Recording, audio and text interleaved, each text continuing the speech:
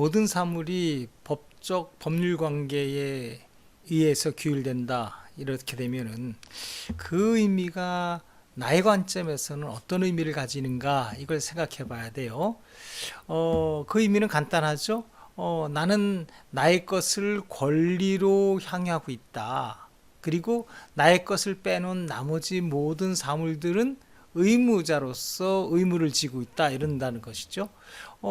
이제 그렇다면은 나의 것과 남의 것 또 국가의 것의 수를 나눠볼 때 나의 것이 아주 작단 말이에요.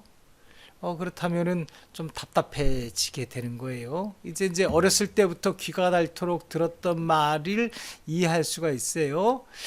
내 것 위에는 남의 것을 함부로 건들지 말라라는 말을 들었는데 바로 그 말이죠.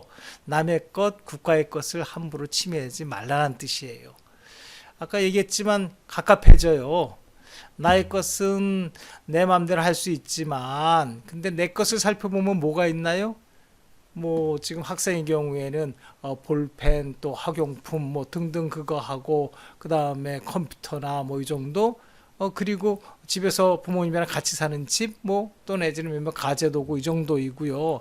나머지 것 세상에 다른 물건들은 다 남의 것이거나 국가의 것이란 말이에요. 그러면은 나의 것도 아닌데 어떻게 살아가란 말인가 답답해져요. 그런데 실제 삶을 돌아보면은 실제 나의 삶이 그렇게 갑갑하게 느껴지질 않아요. 물론 이제 현재 삶에 그런 대로 적응됐다라고 이제 그런 보는 관점이 있지만 비교적 보면은 자유롭게 살아갈 수 있단 말이에요. 이거 왜 이러지라는 생각을 한번 해봐야 돼요. 나의 것도 아닌데 물론 다른 사람의 것이라면은 분명 내가 함부로 이용할 수가 없어요. 그런데 국가의 것 중에서 대부분의 것은 내가 이용할 수 있고요. 그 다음에 남의 것 중에서도 국가가 공권으로 다른 사람이 모두 그것을 편안하게 쓸 수 있어 이렇게 규정하는 것들이 있거든요. 그런 것들이 있을 때 내가 그것을 자유롭게 비교적 사용할 수 있어요. 그런 점에서 볼 때 실제의 나의 삶은 나의 것만 이용하는 것이 아니라 국가가 관리하는 것 그리고 국가가 이용할 수 있도록 한 것에 대해서 이용하는 그렇게 좀 폭넓게 이용하고 있다는 거죠. 공기가 아주 좋은 예라고 볼 수 있어요. 만일에 공기가 개인 소유권의 대상이 됐다 그렇게 생각하면은 가난한 사람들은 아마 숨도 못 쉴 겁니다. 그러나 공기가 누구의 것도 아니니까 누구든지 마음대로 숨 쉴 수 있는 거예요. 각자 뭐 권리를 가지고 있는 상태보다 훨씬 유리한 거죠. 도로도 마찬가지예요. 도로는 국가의 소유가 지금 대부분이에요. 그런데 개인의 소유라 하더라도 일단 도로로 지정되면은 개인 권리를 함부로 행사하지 못하도록 규율을 두고 있어요. 도로법 제4조가 그거죠. 도로를 구성하는 부지 옹벽 그 밖의 시설물에 대해서는 사권을 행사할 수 없다 이렇게 규정을 두고 있거든요. 그러니까 우리가 집을 나와서 도로라면은 얼마든지 다닐 수 있게 되는 거예요. 이쯤 되면은 지금 우리가 이제 흔히 갖고 있는 편견을 한번 좀 돌아볼 때가 됐어요. 공권에 대한 편견이죠. 많은 사람들은 국가가 공권력을 행사하게 되면 국민은 손해를 입는다 이런 생각을 하고 있어요. 제가 볼 때 그것은 편견이라고 보는 거죠. 근거가 없어요. 물론 근거가 전혀 없는 건 아니에요. 과거 실제로 공권이 잘못 행사돼서 국민이 피해를 입는 경우가 많았거든요. 실제로 공권은 일방적으로 행사될 수 있기 때문에 국민의 입장에서 볼 때는 피동적인 지위에 있을 수밖에 없어요. 실제로 일제 식민지 시절 또 그 이후에 군사 독재 시절을 돌이켜 보면은 공권으로 인해서 피해를 본 사람이 꽤 많았었죠. 그래서 국가 공권을 생각하면은 심리적으로 위축을 당하고 또 공권을 피해 다녀야 되고 공권뿐만 아니라 법 자체도 피해 다녀야 된다는 생각을 갖게 된 거죠. 그러나 위에서 살펴본 것처럼 공기나 도로에 대한 어떤 공권이 행사됐을 때 우리가 누리는 것 이것을 생각해 보면은 국권이 얼마나 중요한지를 다시 한번 생각하게 돼요. 사람들이 바다나 강 그리고 산을 자유롭게 다니고 즐길 수 있는 것은 다 그것이 그것에 대해서 국권이 행사되고 있기 때문이다 이렇게 보면 되는 거죠.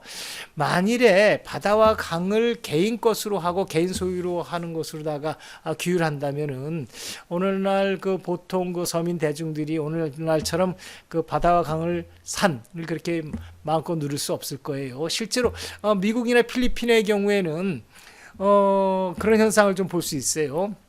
물론 바다와 강을 직접 소유하도록 한 건 아닌데 어떤 갑부가 바다와 강에 접해 있는 토지를 광대하게 소유한 경우에 이런 경우에 그 토지를 들어가지 않으면은 당연히 강과 바다에 접할 수 없게 되죠.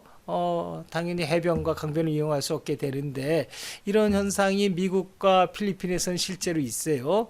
결론적으로 생각해 보면은 국가가 국권으로 물건을 규율하고 관리하는 것이 한편으로는 그것을 규제하고 통제한다는 의미도 갖고 있지만 그 규제와 통제를 통해서 국민 모두가 그것을 함께 이용할 수 있도록 하는 적극적인 기능도 가지고 있다라고 보는 거예요.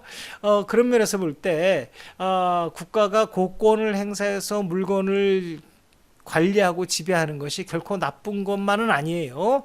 우리가 걱정할 것은 이 국권 행사를 어떻게 합리적으로 하게 할 것인가 이런 거를 생각하는 문제라는 거죠.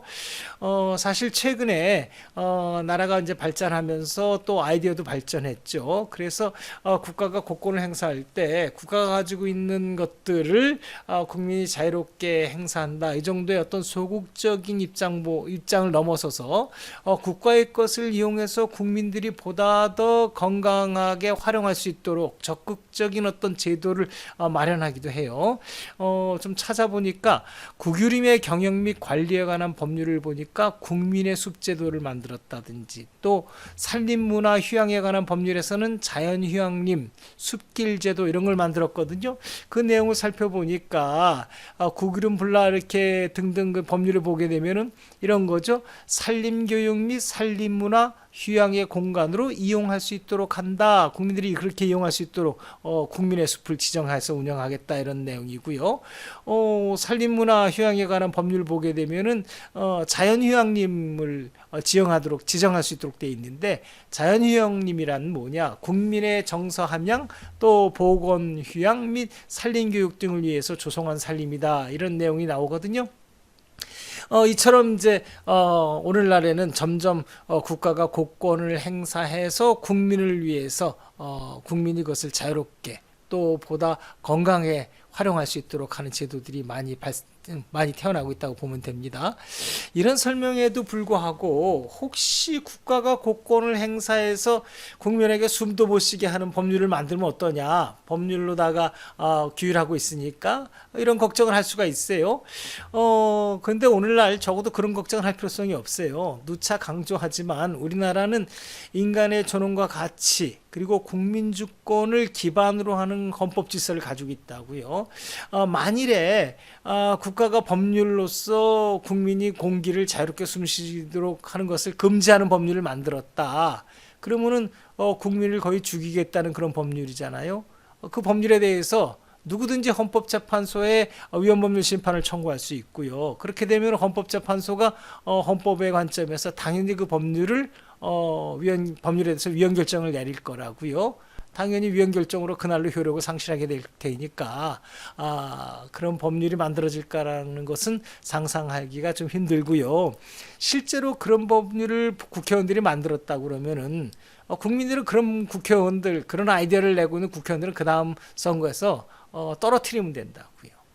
그런 의미에서 볼 때 국민이 주권의식 속에 확고하게 서 있는 한 어떤 물건이 국가의 국권 아래에서 관리된다 한다는 것만으로도 무서워하거나 두려워할 이유가 없다는 거죠. 오히려 국민의 입장에서는 그 국권을 바람직하게 행사해서 국민을 위해서 그런 아이디어를 낼 수 있는 그런 사람들을 가능하면 많이 국회로 보내는 그런 사람들 국회의원으로 만드는 그런 아이디어 그렇게 생각하는 것이 더 바람직하지 않나 이렇게 생각됩니다.